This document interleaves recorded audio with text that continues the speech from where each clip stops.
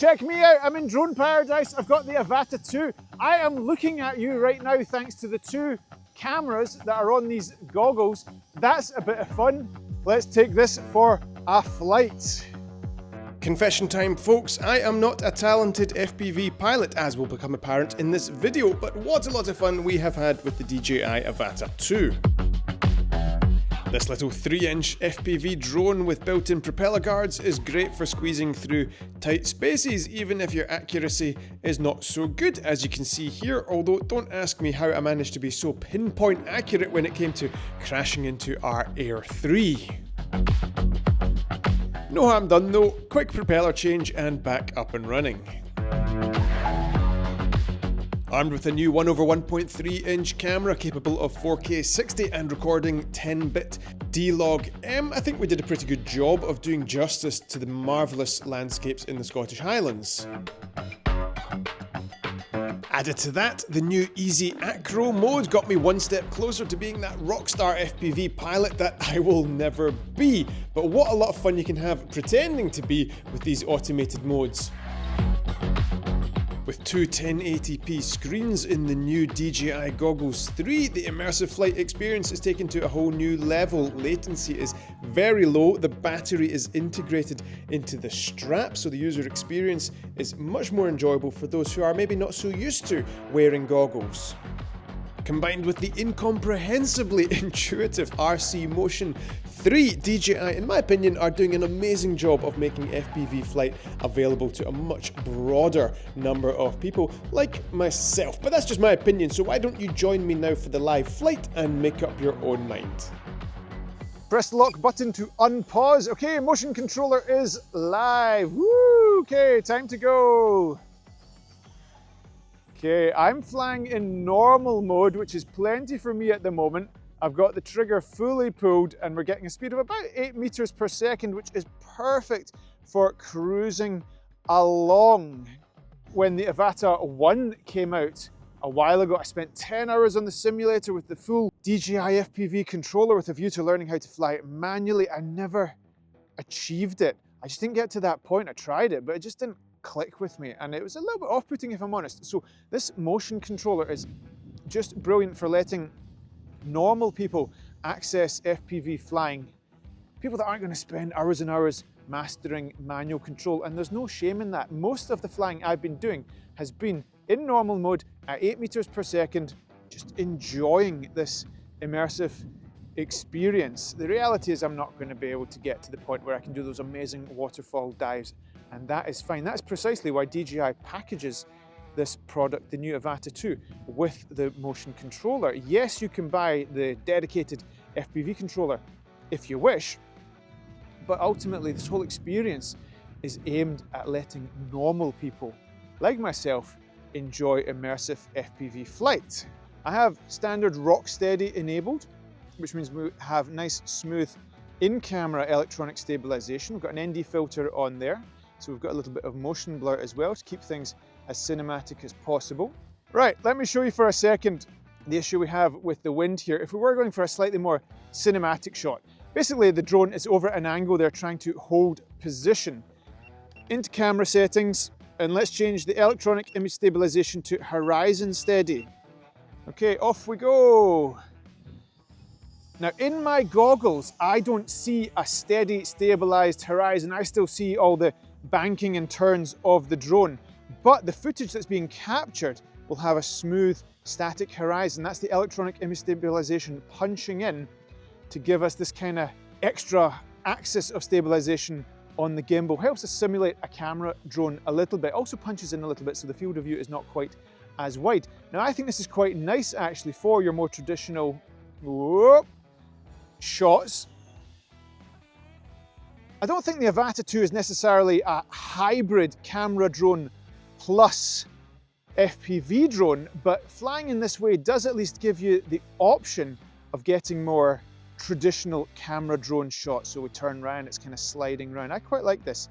Let's take this up a bit. Look at these landscapes. I've compensated here for my lack of drone skill with our our luxurious drone environments. Well, hopefully you can relate to this. Oh Oh, much as I love watching those incredible waterfall dives and all the rest of it, the other thing you'll quickly discover is that it is very easy to crash a drone like this. We don't have a whole lot of obstacle avoidance. This new AVATA 2 has rear-facing sensors, which is good for some of the easy Acro modes I'll show you in a minute. But beyond that, apart from some downward sensors, we don't have forward obstacle avoidance, so you can crash this very easily. And I have done a fair bit of crashing, so you can learn from my experience, I can tell you that. We've got a nice new 1/1.3 inch sensor camera, which is great news. Another fantastic addition is 10-bit D-Log M. Now, in a situation like this where we don't have the world's most inspiring light, having the flexibility of 10-bit color to enhance our shadows, just pull out some of that detail and interest a little bit, it's only a good thing. I mean, in an ideal world, we'd have beautiful golden sun bathing down on this section where we're standing, but we don't. So this is where having more bit depth certainly helps. As you can see, we're down on 35. Oh, little signal glitch there. That's worth talking about. The signal of these drones is not impressed when there's rocks and obstructions in the way. Theoretical signal range is a lot higher, obviously, than we are getting here, but you do want to, in an ideal world, keep some kind of line of sight, if possible, with the drone. As soon as rocks gets in the way, you do have a bit of an issue. I would say anecdotally, at least, the performance here in Europe has been better than with the AVATA 1, where the signal strength wasn't great, if I'm honest. I know you guys with FCC had better performance than we did here in Europe. From an FPV perspective, it does get a little bit alarming when you see that signal break up a little bit, although we do have the fail-safes of return to home on this drone, but never great to have to rely on that. Pause this for a second. We're going to activate head tracking. Now with this, we get a ton of extra gimbal range. The gimbal is now influenced by where my head is looking. So that gives us a whole bunch extra creative opportunity, and it gives us more possibility for doing dives. So let's have a little shot at that. Looking up, looking down, down we go. Oh, hey. That little home point marker up in the top of the screen is great for helping me see where we're going. Down we come. And let's see if we can do a nice reveal of Alina and myself standing here. At the end of the day, it's nice if there's some kind of purpose behind your shots, if you want people to look at them. Great stuff. Whee! Hey! Head tracking allows me to point that gimbal wherever I want it to. Oh, it also enhances tremendously your dizziness as an FPV pilot and your desire to fall over. So keep that in mind. Although I'm not doing too bad. Back in the day when I first tried FPV drones, I did used to get a bit dizzy. Not doing too bad with this. Oh, hello. Oh. Woo.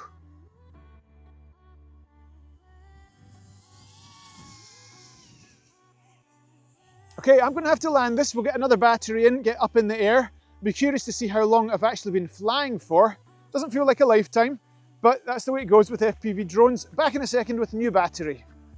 Now this time we've got, oh, let's get up as high as we can. Oh, hey! This time we don't have horizon lock on. We've got the standard rock steady. Let's take this up to 120 meters, which is of course as much as we're allowed to. Well, we'll stick with 100 meters. There we go. Oh my word, seeing this in the goggles. Woo! Oh, down we go, down we go. Right, we've got a little bit of the drone in the shot there. We can live with that. I'm using that home point sign up in the screen to see where we're going. Motion controller's pointed down to get us flying down as well. Now this is no substitute for a manual mode, just kind of cutting the power and letting the drone drop out the sky type situation.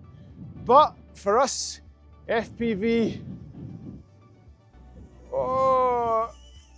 us FPV amateurs, and I'm able to get this kind of circular motion by combining the motion controller with my head tilt. That was quite fun actually. Oh, there's so much to dig into here if you have a little bit of skill. Oh, but for an FPV hack like myself, what a lot of fun you can have as well. I can think, is my head absolutely tilted over? I look like I'm about to fall over. I'm not surprised. Alina confirms I look like I'm about to fall over. Great stuff. Righto, let's get this easy acro in action. So press the lock button for a second so the drone hovers.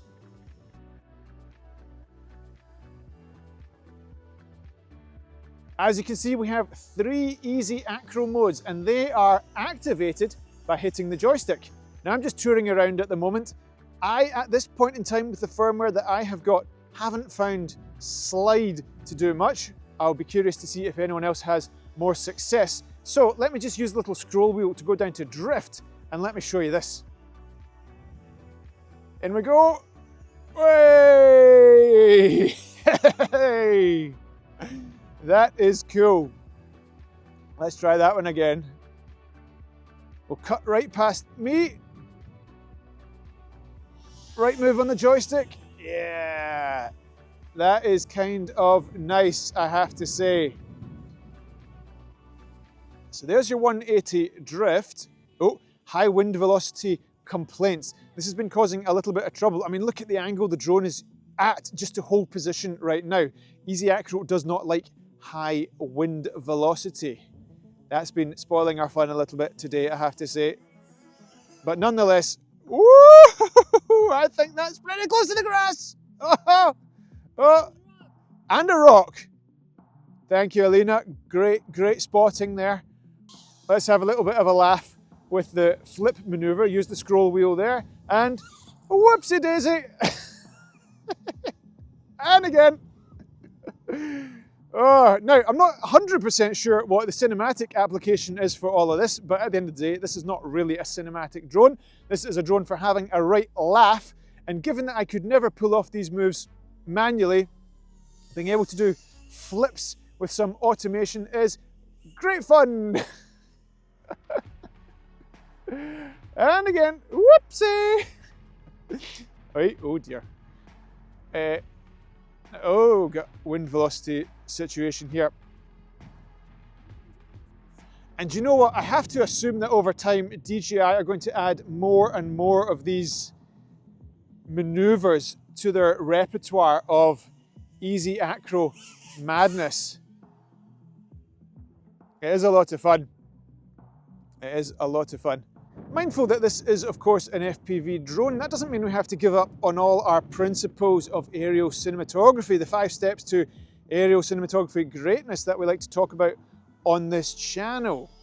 It's nice to have a subject, a focal point in your shot. Here we have Alina. Your eye is drawn to her. And then we, skirt around that rock.